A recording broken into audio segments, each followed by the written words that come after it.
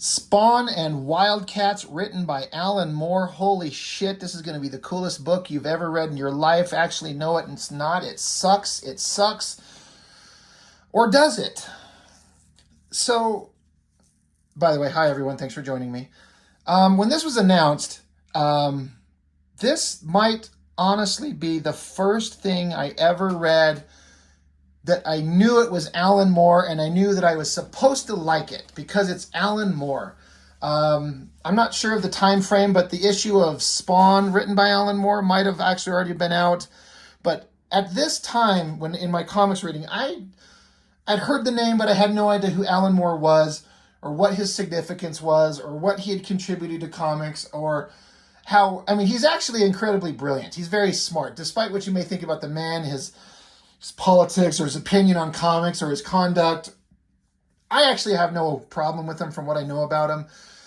Even though he tends to think of comics as kind of a juvenile kind of trash thing, even though he's made a shit ton of money off of the industry. Weird guy, but he's obviously incredibly brilliant. But this is the first thing I picked up going, okay, this Alan Moore guy, he's writing it. And I was kind of fooling myself into thinking that I liked Wildcats, and I was fooling myself into thinking that I liked Spawn. Neither one of them were really any good. But a crossover between them, especially at the time, I'm trying to remember, this is 1996, right. So I think that the comics industry had started to fall apart. The speculator bubble, I think, was coming to an end, and they were trying to do whatever they could do. Books were still selling, I think, but I don't know. So Spawn and Wildcats, what a great combination, right? You got to get all these people to cross over. Spawn was crossing over with characters here, and Wildcats was doing things. Let's get the two biggest names, honestly, McFarlane and Lee, get their characters together, get one of their second-rate artists, and get the industry's premier writer, and put them together. And they did a 4-issue miniseries. And I've got all 4, and as usual, I can't get all 4 onto frame at the same time, but that's okay. We'll just... And when this came out, I remember reading it, and I hated it. So why did I collect all of them? I don't know. At the time, I kind of liked Scott Clark. I feel like he was a guy artistically that was really trying his best, and he had a lot of potential, but he had a really weird, distorted, odd way of drawing, and I kind of liked it. I kind of don't anymore. He's actually, I'm actually struggling. Forgive me if I get this wrong. Isn't he dead? Am I wrong on that? I feel like I know there was some Wildstorm artist that has passed on, and I want to say it's him. So if I'm correct in that, then the guy became a much better artist. But when he was starting out here, this was not his earliest works, but this is him kind of getting a kind of a vibe going. But it's a vibe I did not particularly care for. It was kind of okay, but I felt like he was really trying, and I give him credit for that. But Alan Moore, right? This has got to be great. I think, because again, I said I got it, I read it, I hated it. It was just, everything was so stupid. I reread these a couple weeks ago in preparation, like, well, I got to dig these out. And I reread them. My entire opinion on these has changed. I'm trying to decide if I want to try to get through all 4 books, like the entire miniseries. It'd make for a long video, probably 40, 50 minutes if at best. But why has my opinion changed? I could be wrong. But after reading these books and the way that Alan Moore portrays all these characters, I think he hates every one of these characters. I bet he thinks they're all completely stupid, that these are juvenile, idiotic comics. And honestly, they were. Like, let's be real. They had this pretentious kind of feeling about them, like they were so serious and trying to be like these amazing, brilliant works, and they were not. And Alan Moore has written brilliant works, and so he knows what brilliant, deeply thought out, intricate, layered, educated writing is. He absolutely knows. And whatever he may have gone back and reread as a history to kind of bring him up to speed on these characters, I bet he read those things and just to himself thought, these are the stupidest things I've ever read. So what the hell am I going to write? So I bet he just come up with the most fucking ridiculous shit he could imagine, put the most ridiculous dialogue in the characters' voices, especially Spawn, and they're going to pay him. I mean, I think Rob Liefeld would say that he would pay Alan Moore $10,000 per script.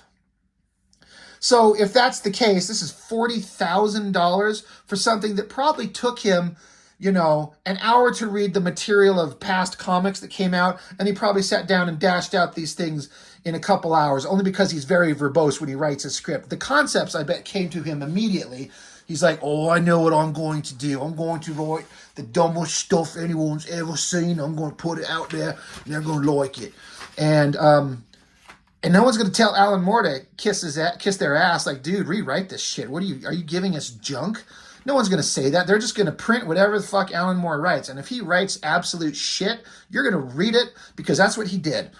The only things that I thought were interesting is this. Part of me kind of wants to read some of this to you.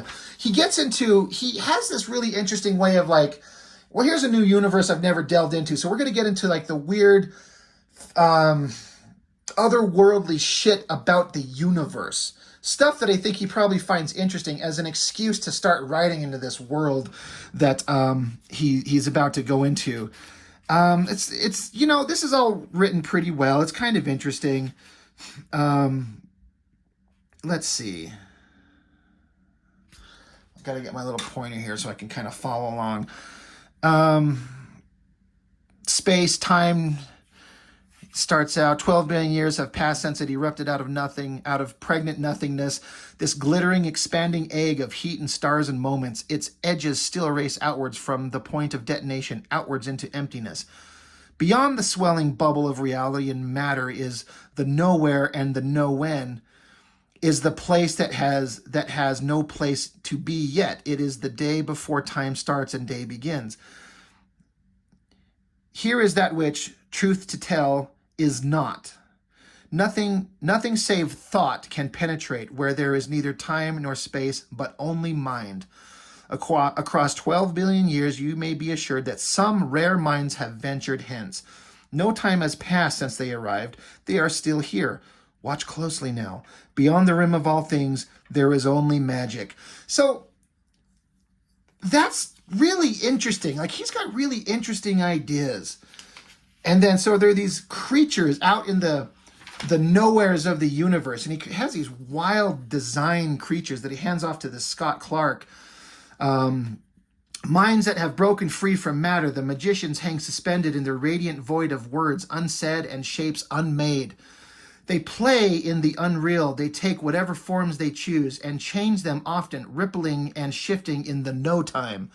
Often they grow bored in their unending afternoon beyond eternity and will invent amusements for themselves. Then all things are in jeopardy. So I like this idea. They're kind of like galactic gods, and they get bored, and so they start fucking around, and that's when they risk destroying the universe. Here is the expanding explosion of the creation of the universe, as was showed in the previous pages. And then these just galactic gods are just like, we're bored, we should do something. For they have nothing else to play with save the universe. The one called Chiming Fire has made a trinket out of concepts fashioned from the emptiness. Signaling her contempt, the Lady Cube turns her most pitying face towards it. The angry one, sometime called Iwas, asked if this mere bauble is his rival's only offering. Here, Chiming Fire leans forward, lowering the amulet he has created into space-time. As the talisman sinks deep beneath the glittering skin of everything, peculiar wavefronts spread throughout the fabric of infinity. Iwas is speechless. Lord Horus grows afraid. The Lady Cube turns her astonished face towards the swirl and the shimmer. In the nothingness beyond things falls a tense, expectant hush. So this is pretty fucking brilliant if you ask me. These galactic gods are bored, so this guy, one of these gods, just creates a thing, and he just dips it into the center of reality, and shit goes off. And then we wake up to Voodoo, and she's having like a little orgasm or something. What was that? Did something happen? Like, she senses the galactic gods fucking with reality, although they are not on any kind of level that can ascend to that kind of understanding. But so now you got the Wildcats. Now, this is Scott Clark doing, he could do, like, you notice the absolute weird lack of backgrounds. Like, they got like this window shape and then nothing else. And then, is this a table? I don't know what's going on. And he draws these weird, gangly, skinny girls and these weirdly, like, hyper fake rounded titties. And every one of them was wearing, well, not every one of them, most of them were wearing these weird thong outfits. The artist is basically putting them in the outfits that they've got. But as a guy who doesn't mind drawing women and appreciates respectful sexuality, this stuff just comes across as such a joke. It's so ridiculous. But, and just all that kind of artistic stuff I'm talking about with the way he draws girls. Scott Clark, he's pretty good. He definitely had something, but his kind of growing self had some shit about his artwork that just drove me nuts. But anyway, something, she senses something. It's not the Daemonites, the lizard monsters that they fight. They don't know what's going on. It's just a psychic can be pretty unstable. So they're just talking back and forth about, she says, it was the feeling that came with the image, that is if everything was coming apart. And then as if we were, all of us, in some kind of terrible danger. And then you see like this cityscape. And if you know the Wildcats comic, there's the Halo building. It's just a big skyscraper with this big round part. But if you notice, I don't know if I noticed this on my first read at all, but you see a little red shape scaling the side. That's Spawn is what it is. Like, but he's scaling the building and they're like talking amongst each other. You see Spawn's hand climbing. They're talking back and forth about, it's all very serious. Something's weird's going on. Priscilla, Voodoo, she's got something, she senses something weird, as if something bad were about to come down. Boom, Spawn jumps in. Spawn's on the scene. And now, out of all the characters sounding not like themselves, and I've said this before where I never particularly cared for the character of Spawn and the way he was portrayed, but at least it felt like a continuous vision from one creator, from Todd McFarlane.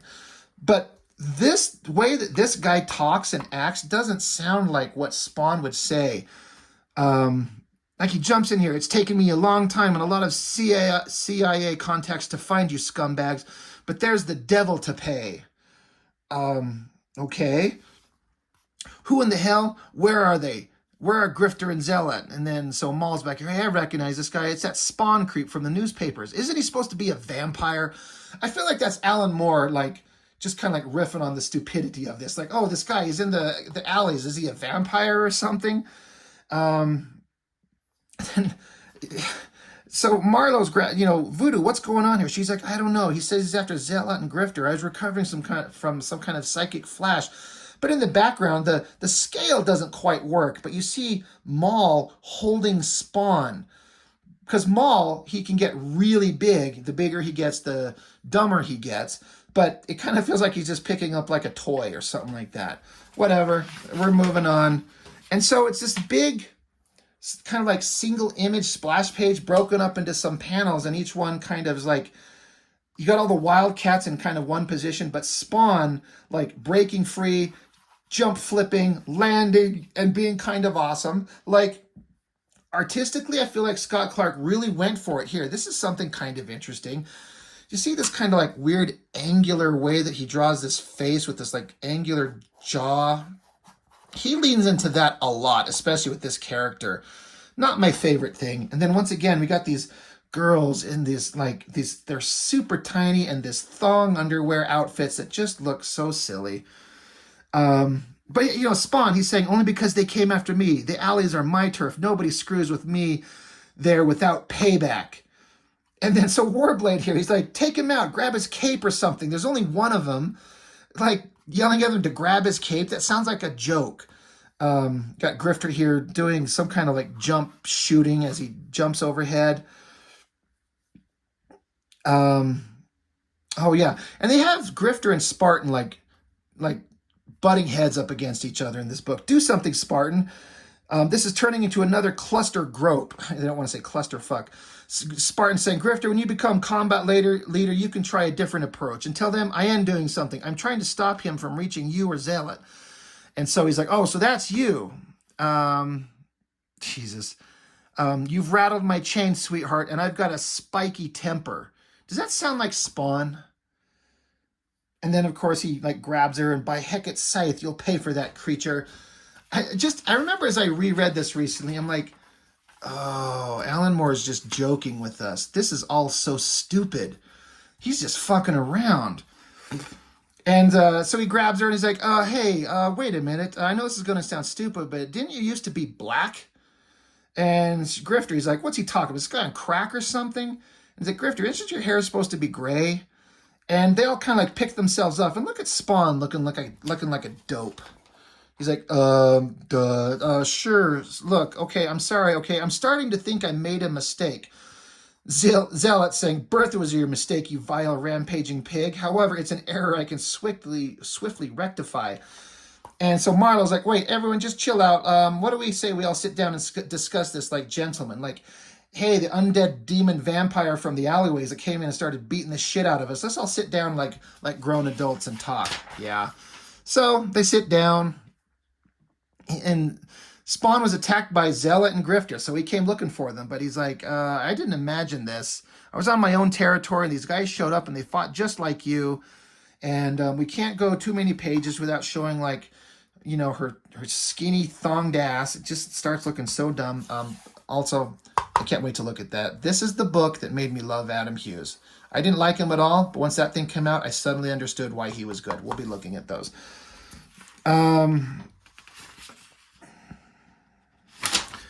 So again, I'm curious as to how, if Alan Moore did one of his like famous, extremely verbose, wordy scripts and handed this off to Scott Clark, this is a pretty interesting spread. Like, this is a Todd McFarlane thing, showing a big view of the face on one side and then some small panels. Typically, McFarlane will do the side view, a profile of the face, and the small panels. But I like what Scott Clark has done here, splitting up the Spawn face on both sides and putting in these images in the middle here. And they're kind of talking about what happened. Spawn was in his alley. Zealot and Grifter showed up, and they started fighting and attacking. Let's see. He's like, Spawn saying, I don't know if even I could have survived having my brain kebabbed. Again, that doesn't sound like frickin' like what Spawn would say. And I just got done reviewing the Batman Spawn comic, and I was going on a rant about how much I hated how Spawn's face was stitched up with that shoelace thing. Well, there's kind of an example of it right there. Anyway, they beat Spawn, and they had him dead to rights, but then they decided to take off, and they ran off into the night. So Spawn's like, since then, like I say, I've been hunting you, following lines from my government contacts until they led me here. Only now I'm starting to realize I've been led up the wrong path. So for as much as I don't like a lot of what Scott Clark does, pretty awesome spread on the pages there. And so Zealot is not, she doesn't buy it. She's like, she's lying. There's no other Zealot. There's no other Black Coda who can fight like me. Coda is the name of the women warriors that she's part of. And she's like, there's no me. There's no other people that can fight like me. And so Spawn's like, frankly, lady, you and her have a lot in common, starting with the lousy attitude. Yeah, that doesn't sound like Spawn either.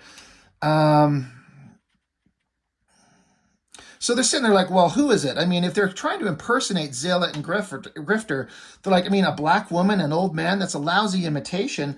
And then suddenly a couple of feet drop into view. They just made it up to this building here. We're no lousy imitation, Marlowe. We come from a lousy place is all. Who are you? How'd you get in here?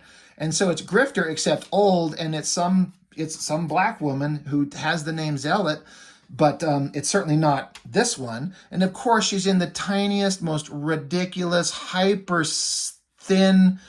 Like, you cannot fight in this. I know these are comics, and I'm all for like kind of a certain amount of cheesecake and sexuality and kind of hotness, but this doesn't work. This looks absolutely ridiculous. I kind of don't mind the mask. I think, spoiler, I believe, because these guys are from the future, I believe this is supposed to be Cyan, Spawn's child because she's from the future. I believe that's why she's black. I believe that's who this is revealed to be.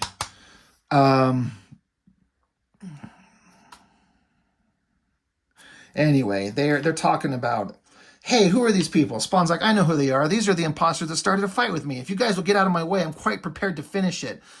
It's like Spawn's acting like a child. Like he got in a fight, then he lost, so he has to chase these guys down. And again, it's written so juvenile. It's kind of ridiculous.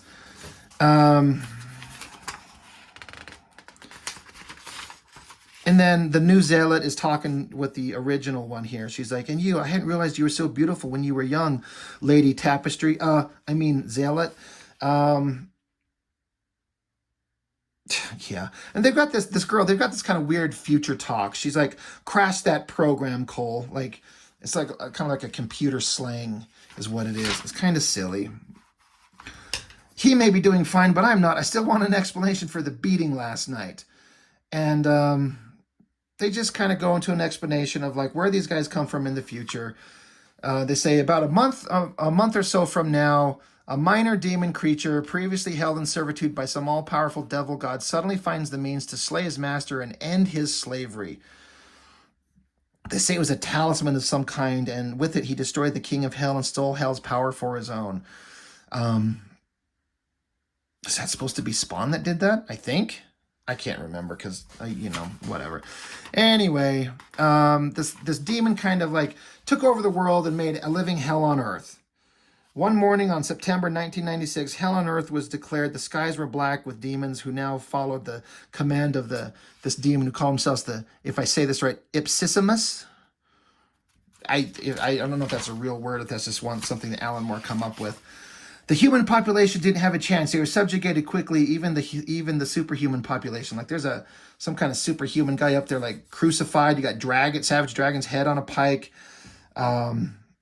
This looks like fucking Wolverine, although it's not because this is Image Comics. Union, and who knows who that is. But anyway, these guys got out of time and they come back in time to try to right the wrongs, right? Like a horrible future, so they come back in time to try and fix it. So Spawn's like, hey, why am I missing something here? How does any of this explain how you come to be attacking me? She says, haven't you saved any of what I have said onto hard? Don't you get it? You are the Ipsissimus. Within 6 months, you're going to find that talisman and become him. So, yeah, it's Spawn who, in the future, he finds a way to, take over hell and kind of becomes evil. He's like, me, I don't understand. So, okay, that's the story. So they've got to stop this from happening. And Spawn's like, I guess it goes for me too. If all this is somehow my fault, I ought to try to put it right. And so Marlowe's saying to Void, who she's barely been in the comic, but he's like, could you warp our people into the future? And she says, the Void entity that is in me can move through time easily, Jacob. You know that. So she can teleport him to the future. So, all right. So they teleport into the future. And here's another one of these crazy drawings by Scott Clark with his female figures. Like, he's trying his best, but these, like, super oval, round titties, and he doesn't need to put on, like, the pointy nipples. Like, come on. Like, we don't... Anatomically accurate, I guess. Is it just kind of, like, juvenile and childish? Yes. You could do a really cool, like, female figure drawing and really do the lighting because her outfit is like a silver shiny metal. Get the textures on that and make that look really cool, which he kind of did, but I don't know. I just think that this is him doing probably the best he could do, but it kind of is, it's kind of laughable. Anyway, they travel into the future. They arrive somewhere and they're looking at, they're in the year 2015. And so they look and see where are they at. And so here is the city in the future. So this is him, Scott Clark, trying to show like a hellscape. I think he kind of did okay, but I feel like he didn't have the imagination to really sell it. Because you got like some smoke coming off some buildings, some fire, some buildings leaning over, and then some like weird alien demon globule things sticking to some buildings. One guy hanging off the world's tallest street light. Like, holy shit, that thing is like, let's see, what, 50 feet tall? And of course, we got to show her ass again. But, you know, he's going for it. It's kind of okay. But anyway, this is the future. So, I don't know. I don't know if what I explained about my opinion on it, because you're not getting to read word for word what I did. If it's coming across as ridiculous or stupid or childish as I'm saying that it is. But, I don't know. You kind of have to trust me on this. Or don't. Whatever. I don't care. So, 2015, again, horrible, hellish future, taken over by, you know, older demon spawn. And they call it Devil Day. And there's like a flag with the Spawn logo on it. All right. So here's all our heroes gathered. Super hot girl in the tiny little outfit with the tiny little metal underwear. So they got like, well, we got to do a thing. Also, I got to point out, I feel like in issue 1, Scott Clark was really going for it artistically. And I feel like as the thing goes on, as happens a lot, you get to the end of the run, you got 4 full issues to draw, you kind of start running out of steam, and so your artwork starts getting a little bit less elaborate and a little bit less detailed. I believe, if I recall correctly, that I was having the same kind of feeling about that. And, you know, I don't think Scott Clark has the artistic maturity to draw this thing the way that, I mean, imagine if, what's the artist, Dave Gibbons from Watchmen? Imagine if he drew this thing. Because they're coming down some stairs, but there's just these little straight shapes. Where are these stairs from? Are these buildings? There's a wanted poster around the corner, wanted backlash, but the best he could do is draw a straight line and no backgrounds to show like, oh, the future's horrible and the heroes that we know from the Wildstorm universe are wanted. Whatever. I mean, I don't think he was the right thing. Some of the things I ended up if I remember correctly, I ended up kind of liking is, again, because I think Alan Moore thinks this stuff is so fucking stupid. He's got these demon creatures that are like brothers of the Violator. He makes them kind of funny because they're like, it's like they're in on the joke about how stupid this is. And he has them do some ridiculous, stupid shit that once you kind of get past the fact that this isn't being serious, it's kind of dumb. You're just like, oh, all right, let's just go with the stupidity of it, because Alan Moore is legitimately funny. Like, he can actually write some funny shit. Like, this is funny, like, because they say on the previous page here, like here, you know, do we see spandex? I think we do. And so it's these guys that got like lights strapped to their head. They got like little straps around their arms, kind of like Nazis would wear, like a red strap around their arm with a Nazi symbol, except it's the Spawn symbol. And they're looking down. He's like, hey, you ain't kidding. It's one of them hero guys with the lumps on their chest. That's funny. You want to read him his rights, Brother Vindicator? And so this guy is like, coming right up, Officer Vaporizer. Ahem. You have the right to remain silent, but our guess is you'll probably scream your head off like everybody else. Actually, that's pretty much it. And so Spawn's like, I've heard about these things. They're somehow connected to the Violator. And so she said, you mean Commissioner Violator? Yeah, that's right. They're the Fleabiacs, near enough impossible to kill.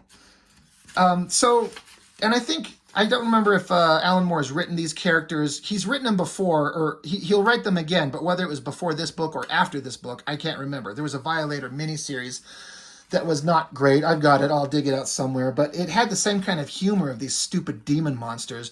But I wonder if this was before or after that. I'm not quite sure. But then they're like, oh, hey, there's a whole bunch of them. And it looks like they got the boss and his pet giant with them.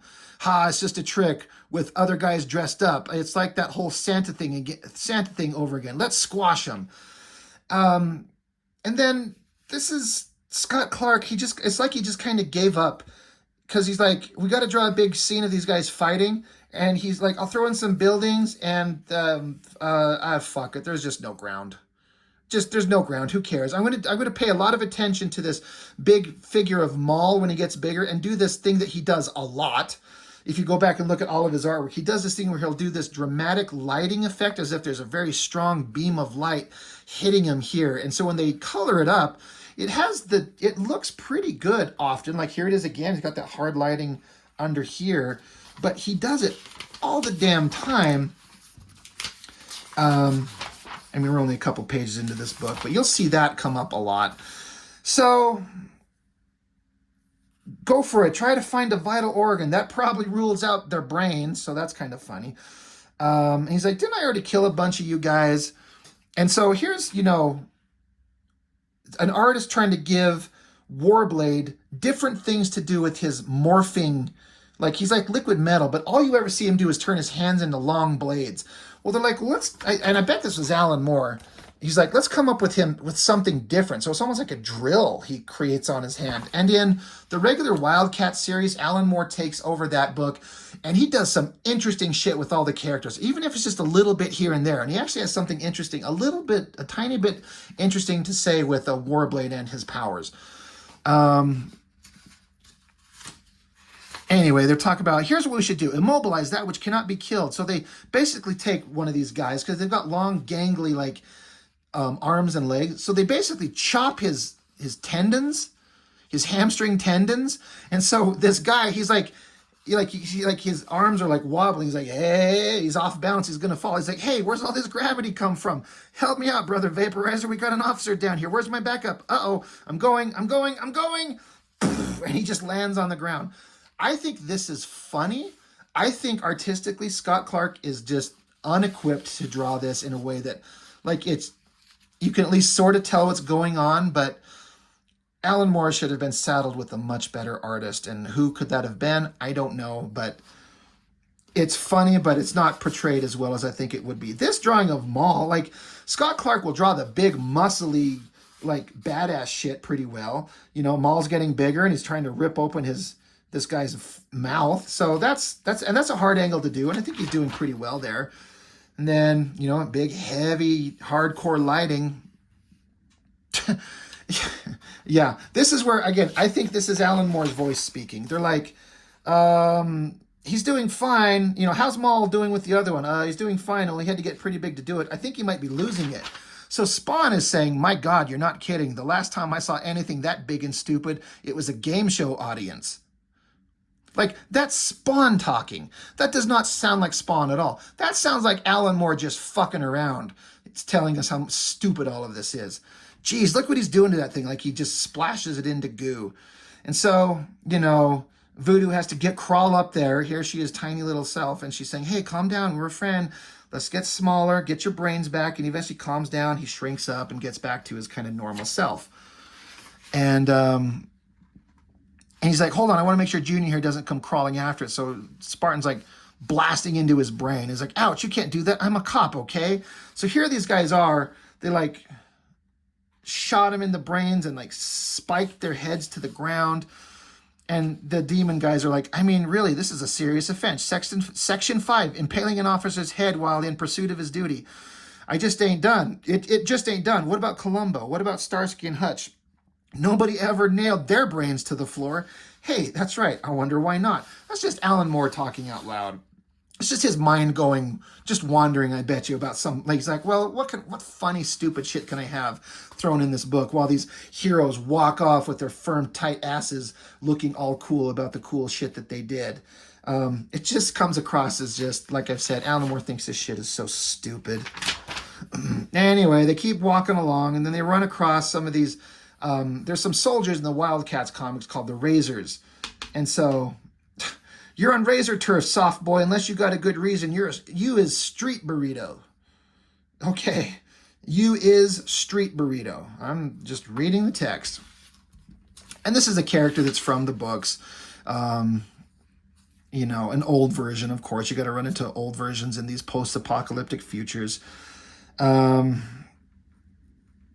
Anyway, they just talk, and you got to have more cool shots of the characters standing around looking awesome. They got to plan their final assault on the demon stronghold. So they go down some stairs, and they get into this room. And here's Zealot from the future, but she's old and she's paralyzed. She's like crippled in a chair. So that's why they've talked about in a previous, I think the first issue, how like, oh, I didn't realize how beautiful you were when you were young. Well, this is her, old and crippled, but she's still not going to take off the little like stripper slut outfit. So she's still got her giant perky titties and this ridiculous thong outfit, even though she's an old woman and crippled and can't walk. Scott Clark, for fuck's sake, did you decide this? I could see it going either way. The artist just deciding to do this because this is how he draws things. Or this is Alan Moore just, again, being a smartass saying, you know what? Keep her in the same outfit. Have her giant titties even though she's 80, but she's crippled and she can't walk. She's still wearing the same outfit that young version is. If it's Alan Moore that chose that, that's funny. If it's just the artist doing it because he doesn't know what else to do with himself, it's stupid. And considering how Alan Moore writes his scripts, I bet it's him doing it. Anyway, they keep going. You got Spartan. I guess this is his robot head in the future, just in a bubble, or like a glass bottle. Let's see. And they're like, oh, by the way, we're here to stop the horrible demon from, taking over our world. And by the way, I brought back Spawn from the past. And let's see. I'm just trying to. It's been a minute since I read this. They're just planning their end battle. They're doing all their stupid stuff. It goes on. They're talking. Nothing interesting is going on. Look at this distorted face again that Scott Clark is doing. It almost looks like I'm holding the page at a weird angle and it's distorting it. No, this is flat. Like, he does this weird distorted angle and it looks stupid. Like, that's not good.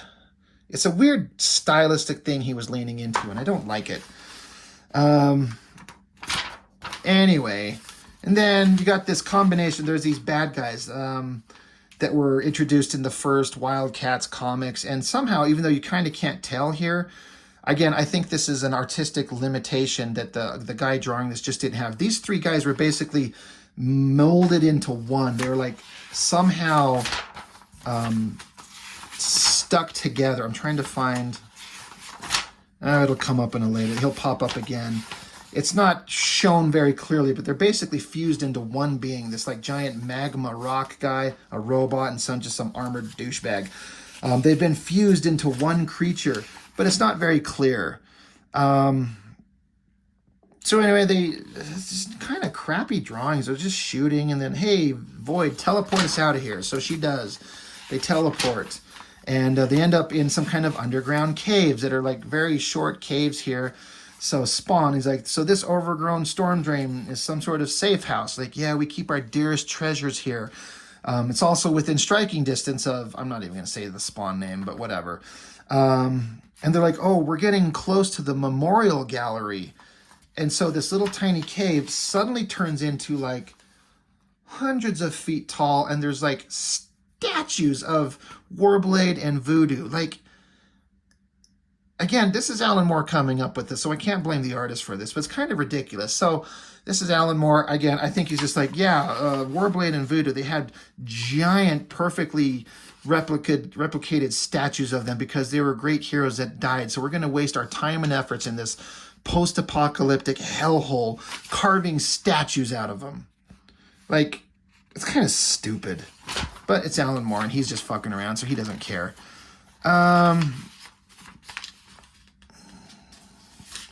So, they're still talking. They got to do their, they got to plan their battle. This lonely mausoleum, I understand places like this. How could my future self cause so much misery? The devil made you do it, pal. So anyway, they're like, we got to get to the surface. We got to go solve problems. So here's another one of those big spread pages. You remember I was talking about the artist doing that heavy shading, putting a hard shadow line, so this heavy lighting on one side. Well, here he does it across this entire page and all these characters. It's kind of stupid. It's kind of unnecessary. But again, I feel like he was really, there's certain things he excels at, and what he excels at is big superheroic drawings of people standing around looking cool or punching each other. But anything else, he did not have the tool set to draw it very well. But anyway, they're like, oh, this is where the demon of hell, it's in the oh my god, my brain can't remember, the Chrysler building, right? Jesus.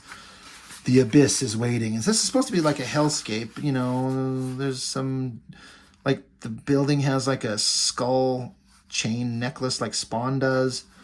There's a little monster there. There's a little gargoyle there. This is not a great hellscape. It's not that awesome. But all right, we're 40 minutes into this, but we're going to power through the final 2 issues. Look at that stupid angular mouth he was doing here. That looks so stupid. And again, I think his artwork kind of got a little bit less elaborate as he goes on. Got to have the hot girls giving each other a blood oath. You got, they're showing there's other like tribes of humans that have gathered together, gangs of humans fighting against the demons. So there's like triads and the Black Razors, these soldiers, and they're all getting together. The warrior girls, the Kodas, they're all getting together because they have to fight these the demon monsters. This is the final battle. Scott Clark went for it. This is a pretty hellacious angle spread across 2 pages. That's good perspective, like it's up there. You know, he also can't resist the opportunity to show the perkiest titties and nipples you've ever seen. Like, come on, just chill out with that shit.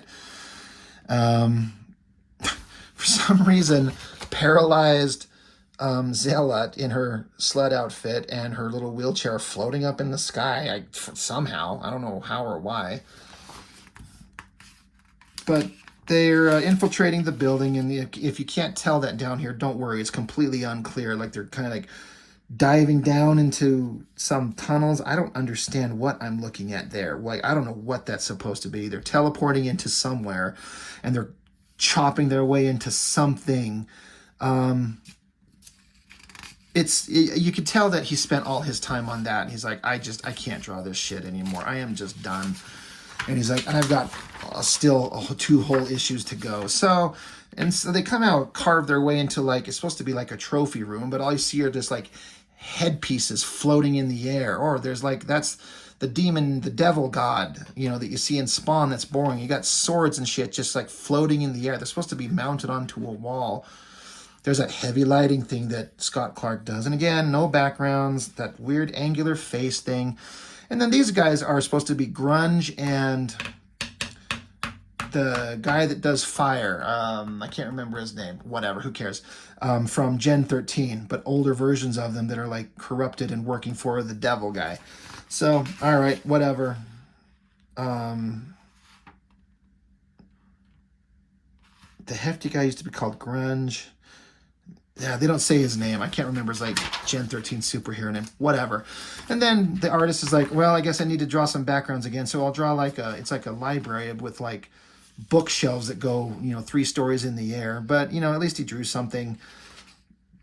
So they fight, they blast, they shoot. Oh yeah, Grunge can like absorb any like element he touches. If he touches metal, he can become metal. If he touches rock, he can become rock. But he touches like alien hybrid liquid metal Warblade here, and that shit didn't work, and it knocks him on his ass. And then as they walk through this trophy room, like this is supposed to be like a corridor and then a little hallway, and then mounted on the wall are the headpieces of Warblade and Voodoo, just like the giant statues. But this is really poor. Like, this is very amateurishly drawn. Like, I don't know how I would do it, but that's not really very good. Anyway, they stumble onto like the devil's little like room of like sex slaves. You got a girl without a nose. I've talked about how much I hate that. He's like, oh yeah, I think I recognize some of them. The one with the wrist braces. She's like Joan Collins or somebody. Been around forever. I don't know who that's supposed to be. Priscilla, is that you, comrade? So this is the girl that is Void in the silver kind of skin outfit. This is her. She had the silver power outfit taken off her. Now she's just trapped like another sex slave like the rest of them. And then this is Fairchild. If you know the Gen 13 comics, she was like the super tall, super buff, super sexy, hot version. Now she's this super overweight girl. She's like, to keep people's hands off her, so she didn't have to participate in the like being a sex slave. She just made herself so fat and gross that no one would want to touch her. And then the same thing, this is Free Fall, Roxy. She's starving herself so that no one would want her. And so, of course, now Void, she's getting pissed off. And then here's those 3 guys that were fused into one. And you can just tell Scott Clark's heart was not in it. His heart, and maybe something else, was in drawing like half an ass cheek and this arm. But this idea of these 3 beings fused into one. He didn't put any thought into it. He just kind of like drew an upper body, and then shadow, and then the top guy, and he's like, fuck it. He's probably tired and done, and it requires an imagination that, imagine some other artist making this a really crazy, disgusting creature. That could have been really cool. But this was done pretty well, where she's pissed off and she's like, come and get me. You've not yet dressed me as a whore, nor yet humiliated me. The degradations to which you subjected me have not happened yet in my life. I'm going to destroy you anyway. So it shows this great shot of them like standing inside this room. Here, these 3 guys fused together as one. Again, it's the worst fusing you've ever seen. He just draw the one guy and draw the other 2 guys just sticking out of his dick. She says, I'm afraid you will never know me. You and me, creature, outside now. It's like, what does that mean? And so you take these same 2 drawings and reproduce them here, but suddenly they go from inside to outside. She just teleported them outside and they fall to their deaths. That is you can tell that's an Alan Moore created thing. It's brilliant. It works. I love it. And she just took care of them. Problem solved. There, it's done. So this is a great way to use their superpowers to outthink the villains rather than like punching each other and trying to shoot and stab each other. When you can do this, just solve it quickly and easily. It's done. Anyway, yeah, she says, I eat like a pig. Roxy starves herself. Adriana cries. Anything so that the guys here won't look twice at us. So that's kind of, it's horrifying that they're locked up this way. Of course, he's got to draw them in the most skimpiest little slutty outfits you've ever seen, but whatever. So they impart some words to the girls, and they walk off again like they do. Scott Clark likes to draw these guys just walking off looking tough. Got to flip it over. And I think that's supposed to be Jacob Marlowe. And he chained him to a rock with vultures set to tear the liver from Prometheus, who being an immortal grew it best. So basically these like monsters are like picking at his body every day, but he's immortal, so his body keeps growing back. So he's in this unending torture. That's horrible. That's something that's pretty fucked up. And that's an Alan Moore. Of course he wrote it, so of course it's him. So the girls in their ridiculous, stupid outfits are, killing these whatever vultures. They get down, whoever this guy is. It's supposed to be Imp, Lord Imp, Jacob Marlowe. I don't know. You can tell again that the artist just is not really, his heart wasn't in it. Then he say, well, will you look at this? Did the sheriff throw a party at the county jail or what? Commissioner Violator, sir, I don't think it's like really a party. My guess is it's some sort of prison break. Thanks for the insight, Officer Vandalizer. Duly noted. Well, I guess we ought to rip these miscreants' heart out and eat them as part of my tough love program. This is Alan Moore having fun. He loves these demon guys and the insane bullshit stuff that they say. That shit is funny. And you kind of want them just to kill all these people and win because they're so stupid. So they fight, and old Voodoo in her ridiculous little warrior babe outfit, she does a magic thing and blows them away. And that's pretty cool. That's a pretty cool drawing, and that's a lot of energy and power there. That works really well. And of course, I guess we gotta like just jump into battle. Let's go, let's dive, let's look cool, let's look sexy, I guess. This sword I thought was actually like a panel board. I thought this was like 2 panels, but that's her hand and it's just a sword. Kind of poor choice there. Anyway, they get going on. That he was definitely inspired to draw that drawing. You can tell he put some heart and soul into that heavily shadowed drawing. And so it looks pretty good. And I don't know, weird random backgrounds, whatever's going on. They're sitting around there's a chair here and they turn it around. And here's a guy sitting there. He's bleeding out. He's one of the leaders of the humans that somehow is in here. I think. Yeah, Santini. He was outside. Anyway, bright flash of light. And they look up, and you got Maul, but this is future Maul, who's got chains connected to his nose. He's the pet. They refer to him as the big purple pet of the boss. And so like, oh, what is this? Oh, yes. And then you will do what exactly? So here's evil future spawn, giant. Kind of cool, I guess. I mean, at least we're reaching the end of this ridiculous book. Like, this is just, it's just terrible. Issue 4, Spawn Wildcats, Devil's Day. Yeah, whatever. Let's see how the artist, how much his heart and soul was in some of this. You can tell that he, giant Spawn, evil Spawn, picked up Maul and flicks him like a booger, sends him flying into a wall. We've got to flip this shit over. Pretty good giant drawing. It kind of portrays the size of them. You got the little guys here at the bottom. It's kind of working.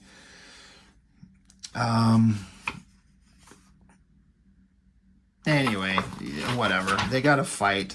So evil Maul with the chain, like he goes on a rampage, starts grabbing at people.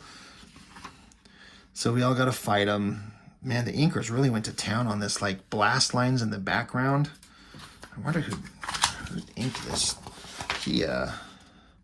Sal Regla, man, he went to town there. Anyway, at this point, it's all kind of boring, but even though he's a giant monster, you get old Grifter. He gets out his gun, and it's something I should have done a long time ago to his friend. It shoots him in the head. Pow! Down there. They didn't need to have him here and the gun and the thing coming up and hitting him in the head. They just needed to show him pointing and eliminate that and just have him dropping. But again, the artist couldn't resist doing that heavy shading and that underlighting, but no backgrounds. Like, where's the heavy lighting coming from? There's no background there. It's just kind of... And then this is dumb to have, like, his legs out of... Like, it's just his legs in screen. Like, this is poorly done. I'm sorry, but it is.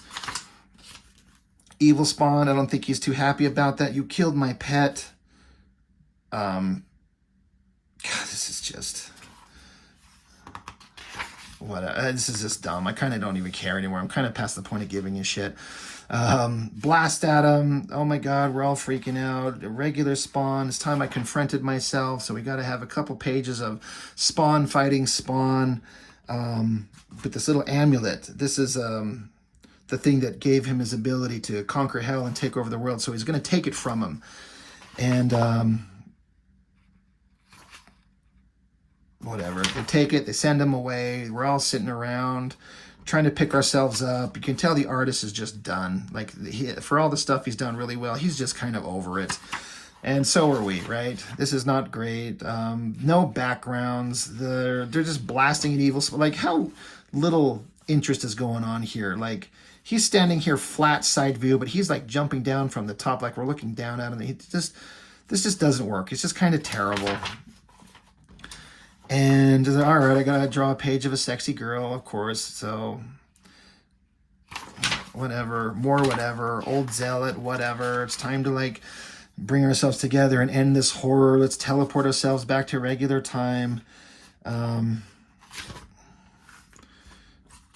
guess back in the future, they're still fighting, and they're in some underground somehow. They're just here.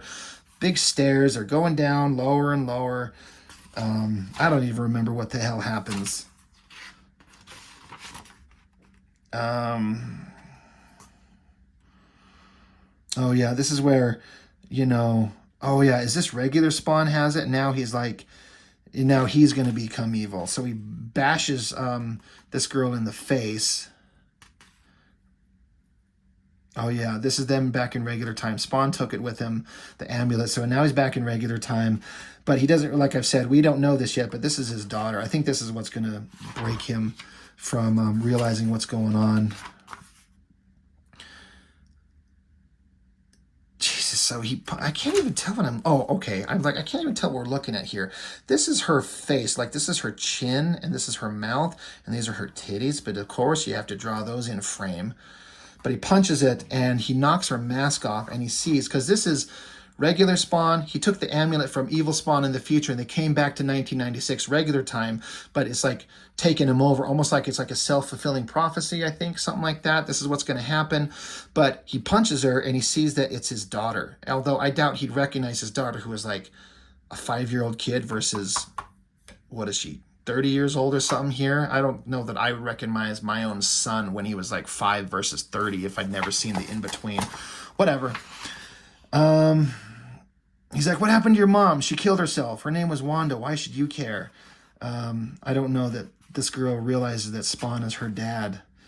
Anyway, here, take this. You know, all those birthdays I've missed, somehow it'll help make up for it. Like, God, we're just so done with this thing. Once he gave up the power amulet, future evil spawn starts shredding apart and falling apart into pieces, and the future is just unravels and it's done. Like, it doesn't matter. His own daughter starts fading away. What's going on? You could have been my daughter. He's pissed off. We're sad. Whatever. It's just... I'm so done with this thing. You can tell how they solved all the problems. And the only thing that's interesting is it comes back to these guys in the future. Like in the very first issue where we were talking about it. I want to dig it out. Where these creatures were fudging with time. They're bored, and so they fashion this amulet and dip it into the universe itself. And that created the hellhole that happened. Here they are, outside all that exists. The warlocks watch the chiming fire as chiming fire retrieves the trinket from the pool of space-time. As it lifts clear of reality, the violent patterns caused by its immersion start to fade as if they'd never been. The Lady Cube rotates her most appreciative face towards the spectacle. Lord Horse turns ultraviolet, and the being known as Iowa scolds, impressed despite himself. Outside the universe, there is the ghost of faint applause. The end. So it's like they just dipped this thing into the universe, and it created a bunch of shit, and then he pulls it out, and it created a hellish universe for all kinds of people, but these space gods just don't care. The end. God, what a ridiculous comic. There was some funny stuff. The only thing that was endearing is when you could kind of tell Alan Moore was having fun. And he had fun with like the Violator creatures and all those other ones, the Vindicator and Facilitator and whatever all those guys were. That was fun. But it just seems to me, I don't know anything for fact. I don't know anything for sure. But it seemed to me, like I said, that Alan Moore just did absolutely not give a shit about any of this nonsense. He thought they were stupid, so he just wrote the most ridiculous book he could come up with. And they paid him extremely well, and he went on to write more Spawn. He went on to write more Wildcats, made a lot of money, and the Wildcat stuff he did was legitimately incredibly good. It doesn't get enough kind of. People talk about Alan Moore and his works, and they never mention his Wildcats work, and it was really good. It was worth the look. This shit isn't, but I have a new appreciation for it. I'm a little bit kind of tired and burned out from it because we've been sitting here for almost an hour going over these ridiculous books.